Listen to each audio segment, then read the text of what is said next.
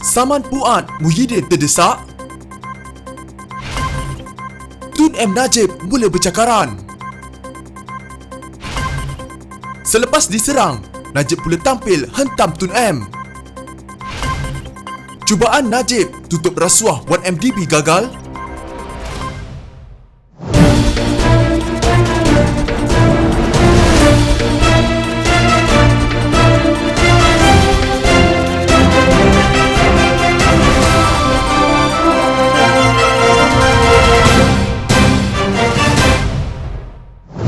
Diancam untuk disaman, Ahli Majlis Tertinggi UMNO Puan Zarkashi terus mempersoalkan kewajaran kerajaan melaksanakan darurat serta pelbagai peraturan yang ditetapkan mereka. Dalam hantarannya di media sosial, Puan berkata apa yang dipersoalkan ialah perintah yang dikeluarkan oleh menteri menggunakan Warta Persekutuan. Misalnya, kata bekas timbalan menteri itu, kelonggaran kuarantin wajib ke atas menteri yang pulang dari luar negara. Apakah itu tujuan darurat? Untuk memenuhi keperluan dan keselesaan menteri. Jangan gunakan darurat untuk menghalang rakyat bertanya dan minta penjelasan. Bertanya pun kena saman. Soalnya, semalam pejabat Perdana Menteri PMO memberi kata dua kepada Puan agar meminta maaf. Ekoran membuat kenyataan mengenai Perdana Menteri Muhyiddin Yassin. Sebelum itu, bekas Ketua Pengarah Jabatan Hal Ehwal Khas itu mendakwa Muhyiddin dan pegawainya enggan menjalankan kuarantin ketika tiba di tanah air selepas menamatkan lawatan ke Jakarta, Indonesia. Puan juga bertanya, adakah keputusan melonggarkan arahan kuarantin daripada 10 hari kepada 3 hari untuk menteri ada kaitan dengan kepulangan rombongan Muhyiddin? Dalam kenyataannya, PMO menafikan dakwaan Puan, malah menyifatkan ia sebagai berniat jahat untuk mencemarkan nama baik Perdana Menteri. Tindakan undang-undang akan diambil terhadap beliau sekiranya beliau gagal memohon maaf secara terbuka,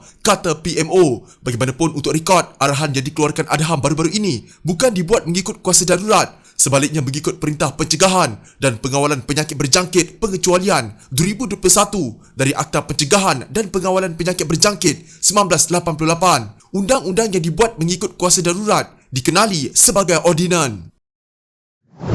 Dr. Mahathir Mohamad sekali lagi menolak dakwaan beliau mencampuri badan kehakiman. Sebaliknya, berduduh Najib Razak yang berbuat demikian. Bekas Perdana Menteri itu sering dikaitkan dengan dakwaan campur tangan susulan pemecatan Saleh Abbas sebagai Presiden Mahkamah Agung pada 1988 ketika Mahathir menderajui kerajaan. Saleh meninggal dunia bulan lalu dan pemergiannya sekali lagi mencetuskan polemik bersabit kebebasan badan kehakiman semasa Mahathir menjadi Perdana Menteri keempat. Dalam wawancara khas dengan portal FMT, Mahathir mengingatkan beberapa keputusan mahkamah ketika itu tidak memihak kepadanya, khususnya apabila UMNO yang dipimpin beliau diisytiharkan tidak sah oleh Mahkamah Tinggi pada 4 Februari 1988. Keputusan itu dibuat oleh Hakim Harun Hashim yang memutuskan UMNO tidak sah kerana pemilihannya tidak mematuhi perlembagaan. Mahathir mendakwa keputusan itu diambil berdasarkan salah laku kecil oleh segelintir cawangan kecil UMNO. Mahathir berkata, Harun boleh mengambil tindakan terhadap cawangan terbabit namun memilih untuk mengisytiharkan seluruh UMNO sebagai tidak sah. Mahathir berkata, penghakiman itu menunjukkan banyak keputusan mahkamah ketika itu tidak memihak kepada saya. Meskipun begitu, Mahathir tidak bertindak balas. Saya tidak melakukan apa-apa pun. Malah Harun selepas mengisytiharkan UMNO tidak sah dinaikkan pangkat. Jadi saya tidak campuri badan kehakiman, kata Mahathir. Mahathir berkata, dakwaan campur tangan itu timbul ekoran pemecatan Saleh selaku Presiden Mahkamah Agung yang disusuli dengan penyingkiran 5 hakim mahkamah sama. Menegaskan beliau tidak mendalangi krisis kehakiman itu, Mahathir berkata, bekas Pegawai Negara Abu Talib Osman sudah pun menjelaskan isu berkenaan. Bagaimanapun, kata Mahathir, Abu Talib enggan tunjukkan bahawa pada ketika itu Agong yang mahu Saleh disingkir dan saya diberi arahan. Mahathir berkata, beliau memaklumkan Agong bahawa kedudukan Saleh hanya boleh diputuskan menerusi sebuah tribunal dan baginda bersetuju kepada pembentukannya. Jadi bukan saya yang memulakannya. Saya tidak pernah campuri badan kehakiman, kata Mahathir. Ahli Parlimen Langkawi itu juga menegaskan beliau tidak pernah meminda senarai hakim yang dicalonkan untuk kenaikan pangkat atau pelantikan hakim baru yang dikemukakan kepadanya oleh Ketua Hakim. Mahathir berkata, dalam setiap keadaan, beliau menyerahkan senarai berkenaan terus kepada Agong. Beliau menuduh Najib Razak sebagai pihak yang menjejaskan kewibawaan badan kehakiman apabila melanjutkan usia persaraan hakim melepasi 65 tahun. Mahathir berkata, Najib berbuat demikian untuk mengekalkan khidmat 2 hakim yang memihak kepadanya. Tetapi dalam hal saya, keputusan mahkamah nampaknya selalu tidak memihak kepada saya, katanya.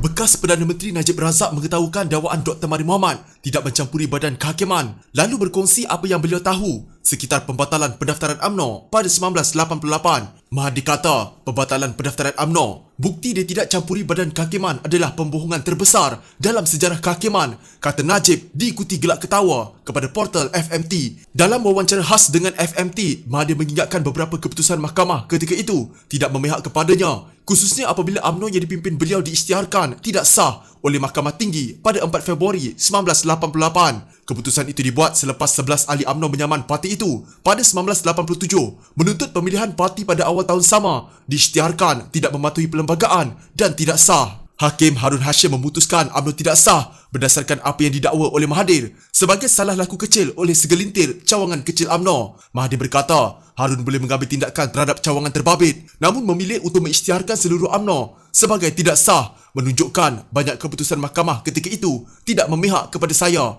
Najib menyangkal dakwaan Mahathir. Katanya peristiwa yang membawa kepada krisis kehakiman itu didokumentasi dengan begitu baik dan Mahathir malah tidak dapat menafikannya. Menceritakan apa yang dia tahu, Najib berkata pada April 1987, UMNO mengadakan pemilihan yang menyaksikan pasukan A, Mahathir, dicabar oleh pasukan B, Tengku Razali Hamzah. Sebanyak 1,500 perwakilan mengundi dan Tengku Razali dijangka menang selepas kemelesetan 1985.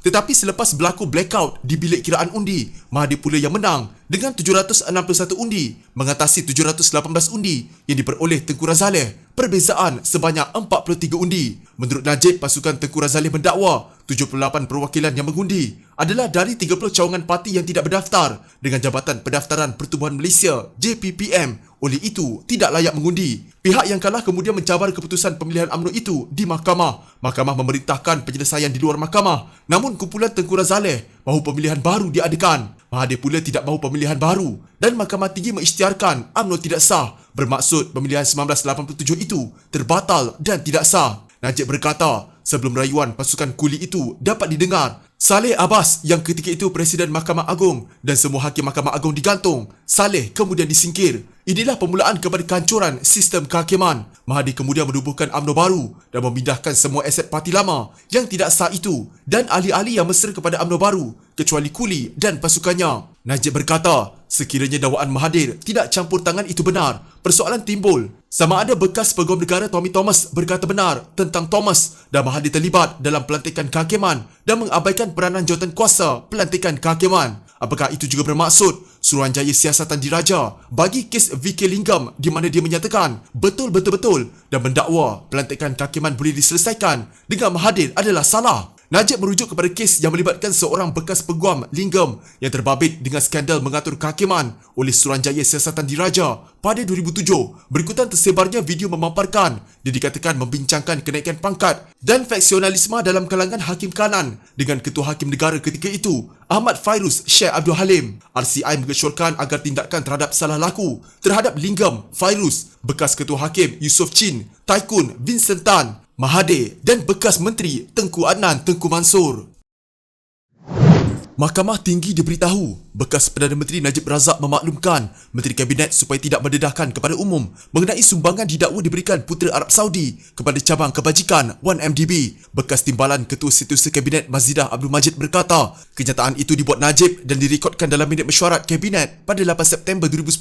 Perdana Menteri berkata, beliau mengadakan pertemuan tidak rasmi ketika itu bersama beberapa pihak di negara Asia Tengah yang telah memberikan maklum balas positif berhubung isu yang berkaitan kepentingan Malaysia. Perdana Menteri turut memaklumkan Putera Mahkota Arab Saudi, Putera Saud Abdul Aziz Al Saud bersetuju menyumbang kepada Yayasan 1MDB daripada Yayasan Kebajikan Baginda. Baginda meminta sumbangan itu dirahsiakan, katanya. Mazidah berkata, Najib memaklumkan Kabinet bahawa dengan sumbangan dari Asia Tengah itu, Yayasan 1MDB boleh melaksanakan lebih banyak aktiviti tanggungjawab sosial korporat CSR untuk mereka yang memerlukan. Menteri Kabinet kemudian memberikan pandangan mereka mengenai jenis aktiviti CSR yang boleh dilakukan 1MDB, katanya. Saksi itu turut memberitahu mahkamah, Najib memaklumkan Kabinet mereka perlu lebih kreatif untuk mendapat sumber pembiayaan lain yang bukan daripada kerajaan. Susulan itu, anggota Kabinet bersetuju dengan cadangan Perdana Menteri supaya sumbangan itu dirahsiakan, kata Mazidah. Sebelum ini, bekas CEO 1MDB Syahrul Azral Ibrahim Halmi memberitahu mahkamah beliau menerima 4 cek berjumlah 100 juta American Dollar pada September 2010 dikeluarkan untuk Yayasan 1MDB. Beliau menambah cek berkenaan diserahkan kepadanya oleh Low Tech Joe dan diarahkan tidak melakukan apa-apa dengan 4 cek itu. Syahrul berkata, sebelum meninggalkan 1MDB pada Mac 2013. Beliau menyerahkan 4 cek itu kepada Jabatan Keuangan Syarikat berkenaan untuk disimpan. Perbicaraan bersambung di depan Hakim Mahkamah Tinggi Colin Lawrence Sequeira. Najib dibicarakan bagi 25 tuduhan salah guna kuasa dan pengubahan wang haram berhubung dana berjumlah 2.28 bilion ringgit yang dimasukkan ke akaun banknya antara Februari 2011 hingga Disember 2014. Jika anda mempunyai gejala seperti demam, batuk dan sesak nafas, jangan berlengah untuk terus ke klinik atau hospital bagi menjalani ujian saringan. Bersama kita tangani wabak COVID-19.